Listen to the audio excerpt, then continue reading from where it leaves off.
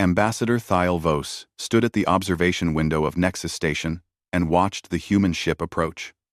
The vessel moved so slowly that he could track its progress with his naked eyes.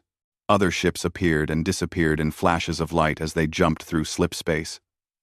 But this human vessel crawled forward like a wounded animal dragging itself across the void. 11 hours. That was how long it took the humans to dock.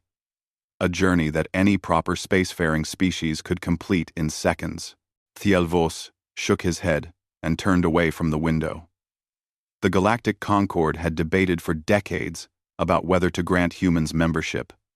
4,000 species had mastered slip space travel.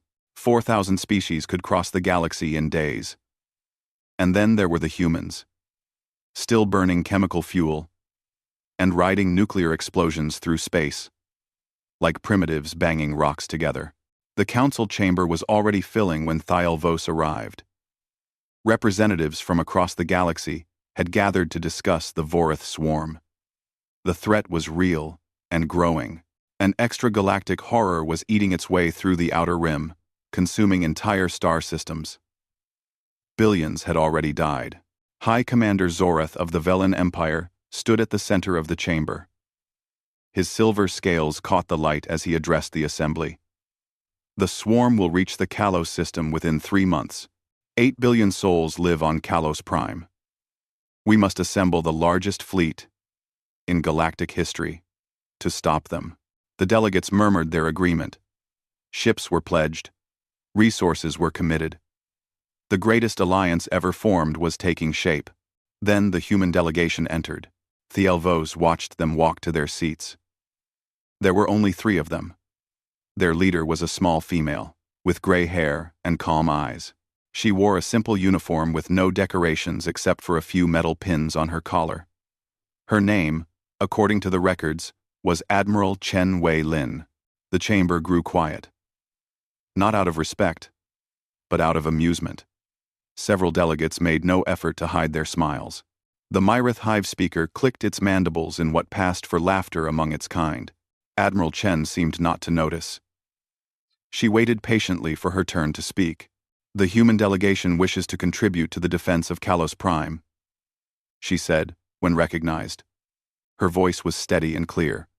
We will send the UES Everest to join the Allied fleet. The silence lasted only a moment before the laughter began. High Commander Zorath raised a hand to quiet the chamber. But his own lips were curved in amusement. Admiral Chen, we appreciate the gesture, but your fastest ship would arrive after the war is already decided. The Kalos system is 3 months away, at your speed. We are aware of the travel time, Admiral Chen replied. The Everest will depart immediately. You wish to send a single ship on a 3-month journey to observe a battle that will be over in days? Zorath asked. We wish to help. The Kireshi ambassador leaned forward in his seat. His 4 eyes blinked in sequence. Admiral, with respect, what help can you offer? Your weapons are primitive. Your ships have no shields. You cannot even escape from danger quickly. What could one slow human vessel possibly contribute to a battle involving thousands of advanced warships? Admiral Chen met his gaze without flinching. We would like the opportunity to show you. More laughter rippled through the chamber. Thiel Vos found himself studying the human admiral more closely. She did not seem embarrassed. She did not seem angry. She simply waited, patient and calm, like someone who knew something that others did not. Very well, Zorath said, still smiling. We grant the human vessel observer status. The UES Everest may join the fleet at Kalos Prime, if it arrives in time. Thank you, High Commander, Admiral Chen said. She bowed slightly and returned to her seat. The council moved on to other matters. Troop deployments, supply lines, evacuation plans for Kalos Prime's civilian population. No one spoke of the humans again. They had already been forgotten, but Thiel Vos could not stop watching them. The 3 humans sat quietly through the remaining hours of discussion. They took notes. They asked no questions. When the council finally ended, they rose and left without ceremony. Thialvos followed them to the docking bay. He was not sure why. Curiosity, perhaps, or something else he could not name. He found the Myrith Hive speaker already there, watching the humans board their painfully slow vessel. "You feel it too," the Hive speaker said. Its voice was like wind through dry leaves. "Feel what?" Thialvos asked. "Something is wrong." The Hive speaker's compound eyes tracked Admiral Chen as she disappeared into the ship. They were mocked, dismissed, treated like children playing at war, yet they show no shame. No anger. Why? WW. WWW.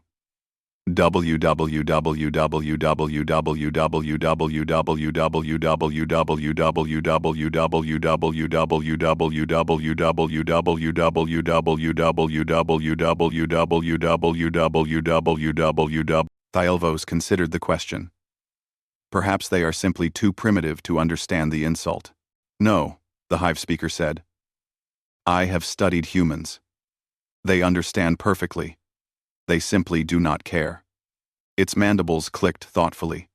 "I have seen that look before." And, Don, Rella ground. The look before.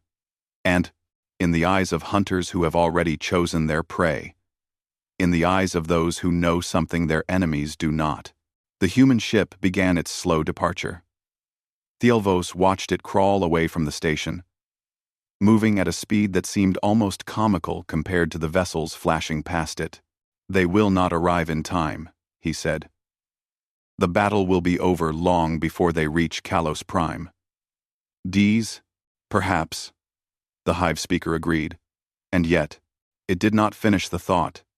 It did not need to. Somewhere in the back of his mind, Thialvos felt the first small seed of doubt take root. The humans were weak. Everyone knew this. They were slow and primitive and hopelessly outmatched. So why did they look so confident? The question would haunt him for 3 long months. And when the answer finally came, it would shake the foundations of everything the galaxy believed about the crawling species called humanity. The Vorith swarm emerged from dark space like a living nightmare. High Commander Zorath stood on the bridge of his flagship, the Eternal Blade, and watched the sensor screens fill with red. 40,000 contacts. Each one was a creature ship, a living horror of twisted metal and organic tissue that could jump through slip space as easily as a fish swimming through water. They moved together like a flock of birds made of death. They twisted and turned in patterns that seemed random, but held a terrible purpose. At their center, so large that sensors could barely measure it, floated the Swarm Queen. She was the size of a small moon. A mountain of flesh and hunger that commanded her children with thoughts alone. "All ships, engage," Zorath ordered. The Allied Armada answered with fire. 12,000 vessels from 100 different species unleashed their weapons. Plasma beams cut through the void. Gravity bombs tore holes in reality. Missiles carrying antimatter warheads exploded in flowers of pure destruction. Thousands of swarm creatures died in the first minute. It was not enough. The creatures learned. Their organic hulls began to regenerate faster. They started to predict where the Allied ships would appear when they jumped through slip space. They swarmed and overwhelmed their targets with sheer numbers. Zorath watched a Velen cruiser vanish beneath a tide of creatures. Then another. Then 3 more. "We are losing ships faster than we can replace them," his tactical officer reported. "At this rate, the fleet will be destroyed in 6 hours. "Continue the attack," Zorath said. But even as he spoke, he knew the truth. They were losing. The greatest fleet in galactic history was being torn apart by an enemy that simply refused to die. Hours passed. The battle became a grinding horror of death and destruction. Ships burned. Crews screamed. The swarm kept coming. Endless and hungry. An ocean of teeth that would devour everything in its path. And then the Swarm Queen began to move. She drifted forward through the chaos of battle. untouched by the weapons that scratched uselessly at her hide. Deep within her body, something began to glow. Energy readings spiked to impossible levels. "She is charging a weapon," the tactical officer said. His voice was shaking. "The energy signature suggests a planet killer. If she fires on Kalos Prime, 8 billion people, gone in a flash." Zoreth closed his eyes for a moment. He had known this might happen. He had hoped it would not. But he had prepared himself for the possibility. "All ships," he said. "Prepare for a final assault on the Queen. We will ram her. If we must. We will." "Commander!" a sensor officer shouted. "I am detecting an anomaly." Zoreth turned. "What kind of anomaly?" "A single vessel approaching from the outer system. No slipspace signature. Ballistic trajectory only." The officer paused, confusion clear on his face. "It appears to be moving at approximately 30% of light speed." "What species?" The officer checked his readings twice before answering. "Human, sir. It is the UES Everest." For a moment, Zoreth simply stared. Then, despite everything, despite the death surrounding him and the doom approaching Kalos Prime, he laughed. "The humans," he said. "They actually came. 3 months. The humans had traveled for 3 months to reach this battle. They had crossed the void at a crawling pace, while the rest of the galaxy moved at the speed of thought. And now, they had arrived to find a war already lost. "What can they possibly hope to accomplish?" his first officer asked. "They have no weapons that can hurt the Queen. They have no shields. They will be destroyed in seconds if the swarm notices them." Zoreth shook his head. "It does not matter. They came to watch us die. Or perhaps to die with us. Either way, they are irrelevant." He turned back to the main screen. The Swarm Queen was almost finished charging her weapon. The glow inside her body was now bright enough to see without sensors. In minutes, she would fire, and Kalos Prime would become a grave for 8 billion souls.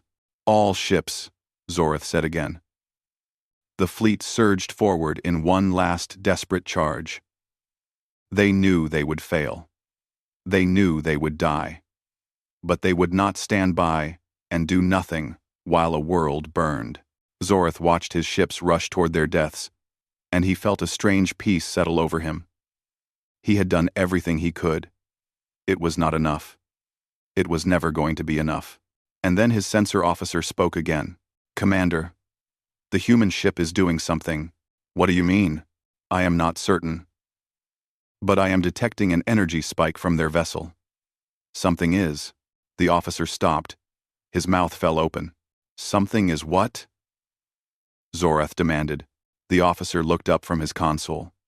His face had gone pale. "Something is launching," he whispered. "And it is moving very, very fast." Zoreth turned to the main screen. He saw nothing. The human ship was too far away to see clearly, and whatever they had launched was too small to track visually. But the sensors showed it. A tiny object, no larger than a transport shuttle, accelerating to speeds that should have been impossible. It was heading straight for the Swarm Queen, and it was not slowing down. 3 months earlier, Captain Elena Vasquez had stood before her crew in the main hangar of the UES Everest. 400 men and women looked back at her. Engineers, navigators, weapons specialists, scientists. They had volunteered for this mission knowing they might not survive. They had left their families behind knowing they might never see them again. And now they waited for their captain to explain why. "You all know why we are here," Elena said. Her voice carried easily through the silent hangar. "The galaxy thinks we are weak. They think we are primitive. They look at our ships and see slow, clumsy machines that belong in a museum. They look at us and see children pretending to be soldiers." She paused. A small smile crossed her face. "They are wrong." Elena walked to a control panel and pressed a button.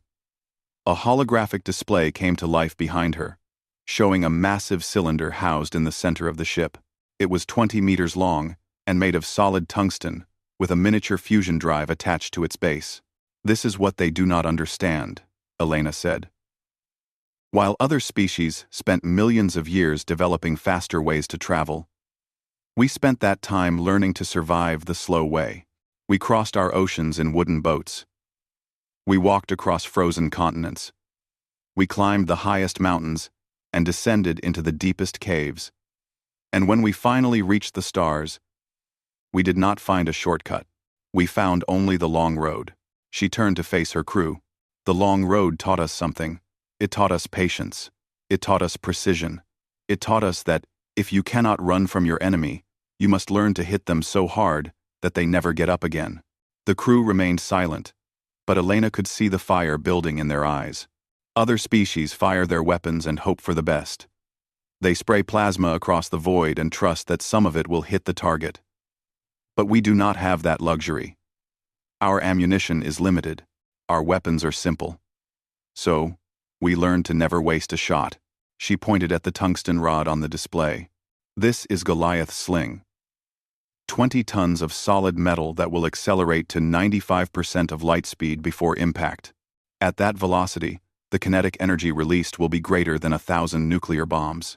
It will not merely damage the target. It will erase the target from existence." A young lieutenant raised his hand. "Captain, how do we aim something like that? At those speeds, even a tiny error would mean missing by thousands of kilometers." Elena nodded. "That is why we need 3 months. We will spend every day calculating, adjusting, and recalculating our firing solution. We will account for stellar drift, gravitational fields, the target's movement patterns, and 100 other variables. By the time we fire, we will know exactly where the swarm queen will be. Not approximately. Exactly. And if something changes?" another crew member asked. "If she moves somewhere unexpected?" "She will not," Elena said. "We have studied the Vorith for decades. The queen always stays at the center of her swarm. She always positions herself behind her strongest defenders. She is predictable because she has never faced a threat she could not simply overwhelm with numbers. She has never needed to hide or run." Elena's smile faded into something colder. "She will learn differently today." The 3 months that followed were the longest of the crew's lives. They worked in shifts around the clock, feeding data into computers that ran calculations no organic mind could perform. They tracked the swarm's movement through the galaxy. They measured the queen's position relative to nearby stars. They accounted for every possible variable. And slowly, inevitably, the firing solution took shape. Elena spent her nights reviewing the numbers. She checked and double-checked every calculation. She ran simulations thousands of times. And every time, the result was the same. A hit. A kill. An end to the monster threatening Kalos Prime. The crew did not know if they would survive the aftermath. The swarm might turn on them once they understood what had happened. The Allied fleet might be too damaged to protect them. They might spend the rest of their short lives running from an enemy they could never escape. It did not matter. They had not come here to survive. On the final day, Elena stood on the bridge and watched the battle unfold on her screens. She saw the Allied fleet fighting and dying. She saw the Swarm Queen preparing her planet-killing weapon. She saw 8 billion lives hanging in the balance. Her weapons officer looked up at her. "Captain, firing solution is locked. Ready on your command." Elena took a deep breath. 3 months of travel. 3 months of calculations. "Fire Goliath," she said. The ship shuddered as 20 tons of tungsten launched from its core. The fusion drive ignited, pushing the rod to impossible speeds. It disappeared into the void, invisible to the naked eye, a needle threading through the darkness toward a target millions of kilometers away. The crew held their breath. Elena watched the trajectory data on her screen. The rod was on course. The calculations were perfect. In approximately 5 seconds, the Swarm Queen would cease to exist. 4 seconds. Her weapons officer said, 3, 2, 1. And across the battlefield, in a flash of light brighter than a star, humanity announced its arrival to the galaxy. The Swarm Queen did not see death coming. She floated at the center of her children, surrounded by 40,000 creature ships that had never failed to protect her. Her weapon was almost ready. The planet below was fat and full of life. 8 billion meals waiting to be consumed. In moments, she would crack it open like an egg and feast on the screaming millions within. She had destroyed 100 worlds before this one. She would destroy 100 more after. Nothing in this galaxy could stop her. Nothing could even slow her down. And then a piece of metal no larger than a small building, traveling at 95% of the speed of light, struck her directly in the center of her mass. The impact lasted less than a millisecond. The tungsten rod converted all of its kinetic energy into heat and force in a single instant. The temperature at the point of impact exceeded the surface of a star. The pressure wave expanded outward at nearly the speed of light itself. The Swarm Queen did not die. She simply stopped existing. One moment she was there, a moon-sized horror preparing to murder a world. The next moment there was only light. A second sun blooming in the darkness of space, so bright that sensors across the entire system overloaded and went blind. 3,000 swarm creatures died in that first flash. They were simply too close to the blast. Their organic hulls vaporized instantly, adding their mass to the expanding cloud of superheated plasma that had once been their queen. But the death did not stop there. The Swarm Queen had controlled her children through a psychic link, a connection that bound all 40,000 creatures into a single unified mind. When she died, that link shattered, and the creatures felt it. Every swarm creature in the system screamed at the same moment. It was not a sound that could be heard in the vacuum of space. But the Allied ships detected it anyway, as a burst of electromagnetic radiation that washed over the entire battlefield. The scream lasted only seconds. Then, silence. Then chaos. Without their queen, the swarm creatures lost all coordination. They turned on each other. They crashed into one another in blind confusion. They fled in random directions, no longer knowing friend from enemy or purpose from instinct. High Commander Zorath watched it happen from the bridge of the Eternal Blade. His mouth hung open. His tactical officer was repeating the same words over and over like a prayer. One shot. One shot. It was one shot. All ships, Zorath said. His voice cracked. He cleared his throat and tried again. All ships, the enemy is in disarray. Press the attack. Destroy them before they can recover. The Allied fleet responded. What had been a desperate last stand became a slaughter. The confused swarm creatures were cut down by the thousands. They could not defend themselves. They could not organize. They could only die. And through it all, Zorath kept his eyes on the sensor display showing the human ship. The UES Everest hung motionless in the outer system, having fired a single weapon that changed everything. Get me a communication link to that vessel, Zorath ordered. A moment later, a human face appeared on his screen. It was a woman with dark hair and tired eyes. She wore a simple uniform that looked nothing like the elaborate costumes of Galactic Command. This is Captain Elena Vasquez of the UES Everest, she said. High Commander. I hope we were not too late. Zorath stared at her. He searched for words and found none. How? He finally managed. How did you do that?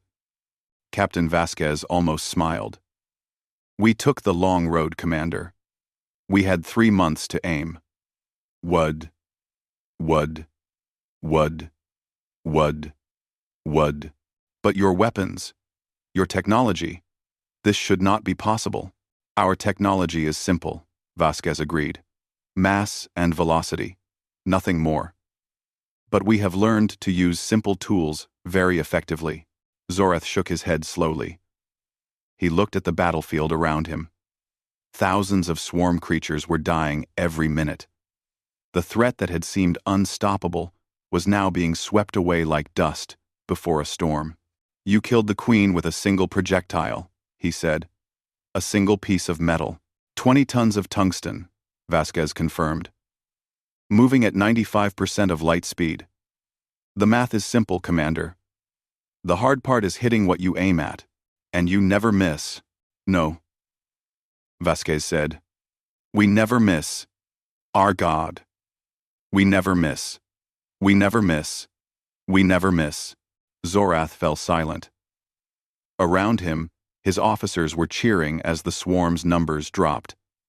Victory was assured now. Kalos Prime was saved. 8 billion lives would continue because a single slow human ship had fired a single primitive weapon. He thought about all the times he had laughed at humanity. All the times he had dismissed them as children playing at war. All the times he had looked at their crawling ships and felt nothing but pity. He was not laughing now. Captain Vasquez, he said quietly. On behalf of the Galactic Concord, I thank you. Your people have saved us all. Vasquez nodded. We were happy to help, Commander. She paused, and something flickered in her tired eyes. Something that might have been a warning. We also remember those who are not our friends. Please pass that message along to the Concord. The communication ended. Zorath sat in his command chair and watched the last of the swarm die. He thought about the slow human ship and its patient crew.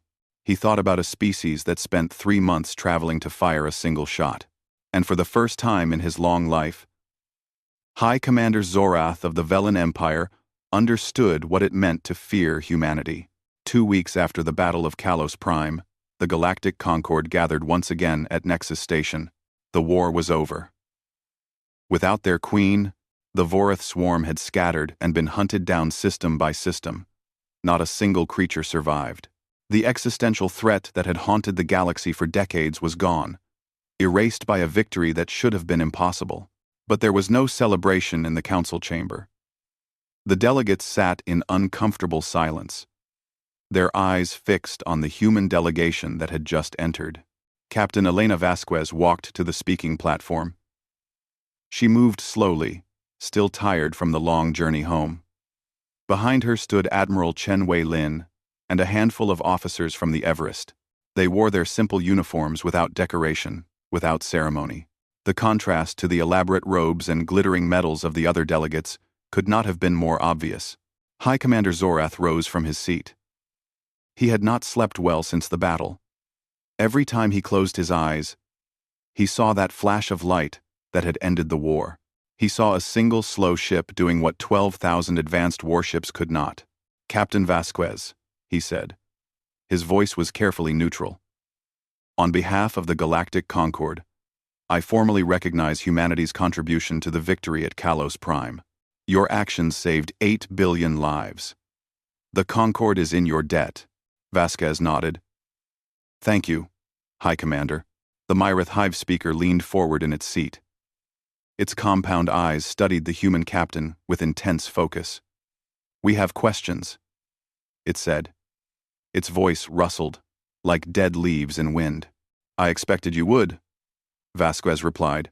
Your weapon traveled for less than 5 seconds before impact. But you traveled for 3 months to position yourself.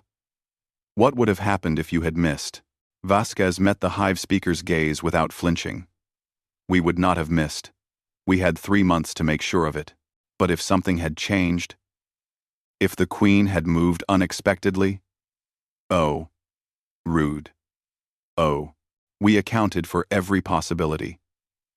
We ran millions of simulations. We calculated every variable. Vasquez paused. That is the advantage of traveling slow. You have time to think, time to plan. Time to make certain that when you finally act, your action is perfect. The chamber was silent for a long moment. The Qureshi ambassador spoke next. His 4 eyes blinked rapidly with nervousness. Captain, we must ask a difficult question. How many weapons like this does humanity possess? Vasquez tilted her head slightly.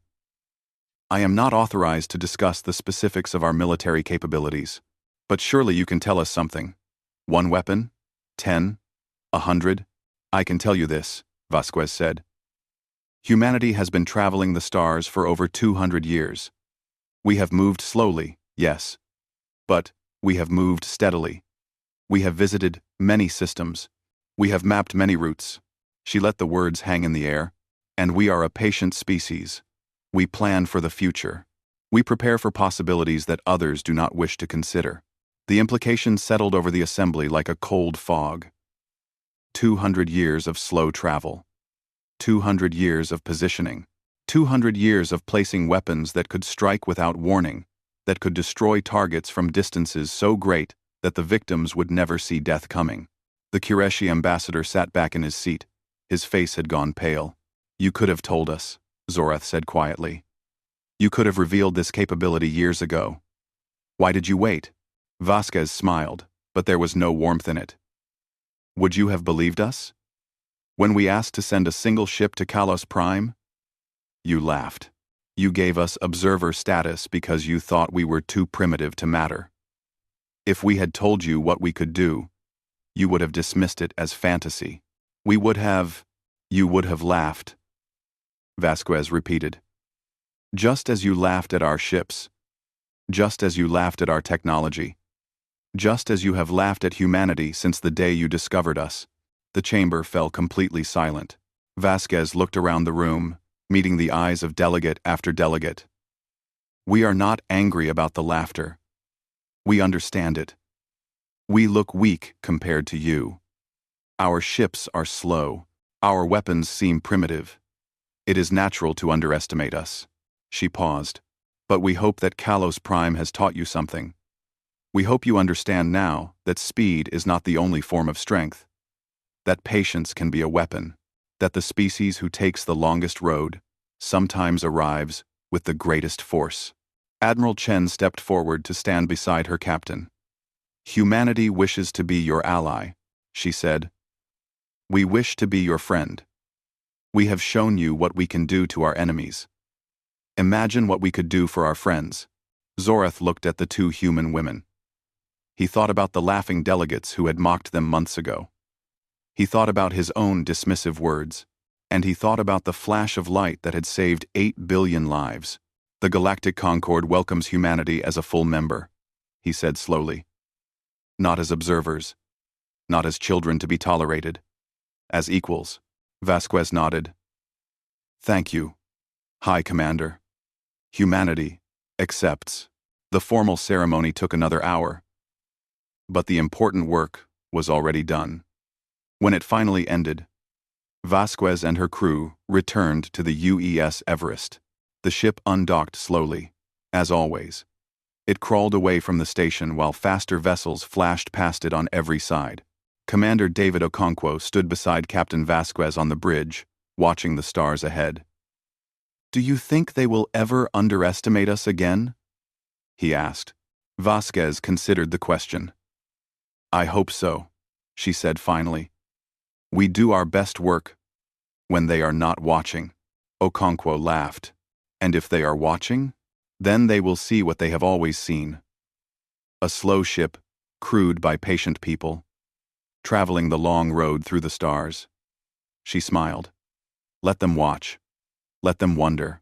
And let them remember Kalos Prime. The UES Everest began its long journey home. It moved slowly, steadily, without hurry. Behind it, the galaxy buzzed with fear and wonder, and a new respect for the crawling species that had killed a god with a single thrown stone. And somewhere in the darkness of space, other slow ships continued their patient journeys. Watching, waiting, ready. Humanity had arrived, and the galaxy would never be the same.